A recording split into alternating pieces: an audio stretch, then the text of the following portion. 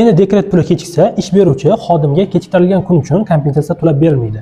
Bu haqda yangi qonunchilik hujjati qabul qilindi. Sizga ushbu haqda batafsil tushuntirib beraman. Unda videoga like bosing va oxirigacha tomosha qiling. Ilgari O'zbekiston Respublikasi Mehnat kodeksining 333-moddasiga ko'ra, ya'ni xodimga to'lanishi shart bo'lgan oylik haqqi yoki oylikdan boshqa to'lovlar bo'ladi. Ushbu to'lovlarning kechiktirilganligi uchun ish beruvchi javobgar hisoblanadi har bir kechiktirilgan kun uchun.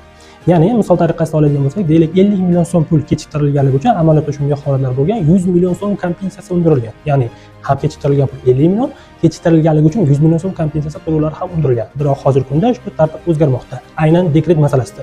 Sababi O'zbekiston Respublikasi qonunchiligiga ko'ra, endi dekret to'lovlari ish beruvchidan emas, balki davlatning ijtimoiy sug'urta tomonidan to'lab berilishi yo'lga qo'yilmoqda. Sizningcha ushbu yangi tartib ish beruvchilarni himoya qilish uchun qabul qilinganmi yoki xodimlarga ortiqcha byurokratik to'siqlar paydo qilish uchun qabul qilindimi?